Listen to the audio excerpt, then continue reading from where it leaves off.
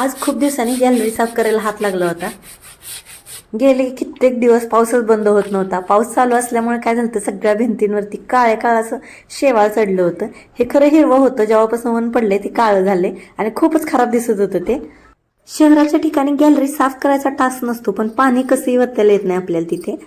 आता हे जे आहे ते मी घासून तर घेतले, एवढी काळी काळी घाण निघाली ह्याच्यामधून।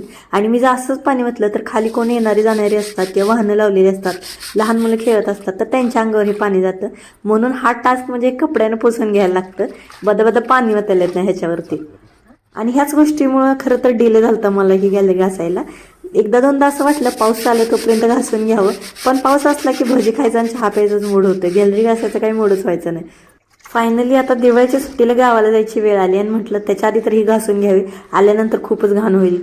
तशी तर आमची ही गॅलरी ईशान्य दिशेला आहे आणि वास्तुशास्त्रानुसार ईशान्य दिशा नेहमी स्वच्छ आणि प्रसन्न असायला पाहिजे, म्हणून गॅलरी तशी नेहमी स्वच्छ असते। जेव्हा मी फरशा पुसते ना, तेव्हा गॅलरीच्या फरशा पण रोज पुसून घेते, पण भिंती घासायचा योग येत नाही, तर आज त्या घासून घेतल्या।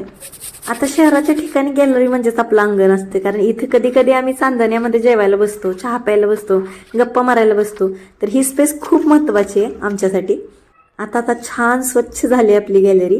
आता जसं तुम्हाला व्हिडिओत फास्ट दिसते तेवढं फास्ट झालेलं नाहीये, जवळजवळ 1.5 तास गेले मला हे साफसफाई करायला। भेटूया पुढच्या ब्लॉगमध्ये, बाय।